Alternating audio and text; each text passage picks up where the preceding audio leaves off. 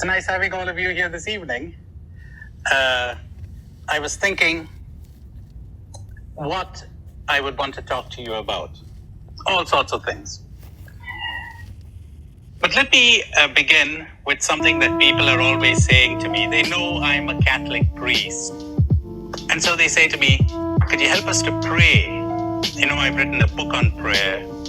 Could you help us to pray better? So let's begin with that. How could we pray better? For that, you might have to revise your notions on prayer somewhat radically. And that's what I'm hoping to be able to do for you this evening. Let me begin by telling you what I think prayer is not. And maybe the best way to tell you that is by telling you a story. There's this guy who comes to see a great Sufi master.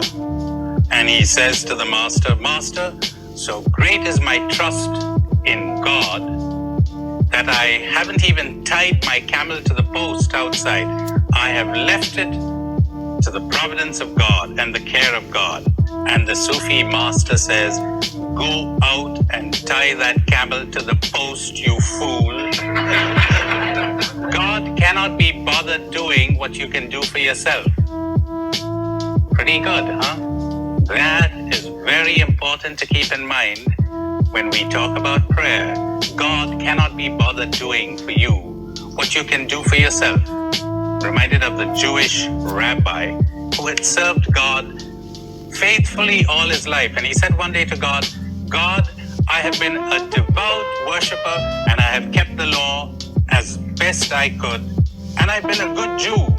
Now I'm old and I need some help. Let me win the lottery. It will help for my old age." Well, he prayed and he prayed and he prayed and he prayed. And 1 month went by, and 2 and 3 and 5, and a whole year went by, and 3 years went by. And the man in desperation one day said, "God, give me a break." And God said, "Give me a break yourself, buy a ticket."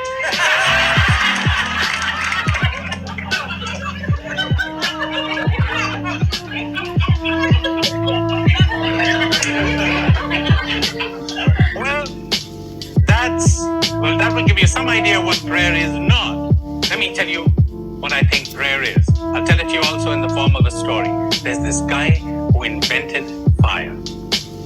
And as soon as he invented the art of making fire, he goes up to the north where you have these hill tribes shivering in the cold, and he begins to teach them the art.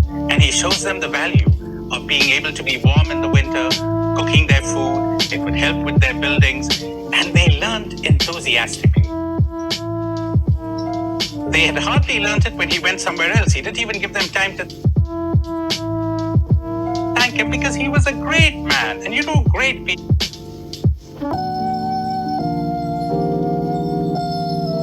They're not bothered about being remembered. They're not bothered about being thanked. They want your good. So he disappeared. And he went to another tribe. And he began to teach them to make fire. Well, the people were enthusiastic, but he began to get more and more popular. And the priests feared that their own popularity would diminish, so they decided to get rid of him. So what did they? They poisoned him. And since there was a suspicion among the people that they had done this, what they did was this: they were very clever. They made a portrait of the man. They put it up there on the high altar of the temple. And they got everyone to venerate the great inventor of fire. And they had the instruments for making fire also placed on that main altar there. And everybody would venerate it. And they developed a whole rite and a whole liturgy for the veneration of the great inventor and the tools for making fire.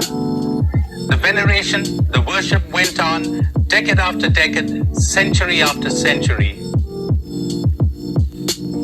But there was no fire. You want to know what prayer is? Fire. Where's the fire? That's prayer. That's prayer. Anything you do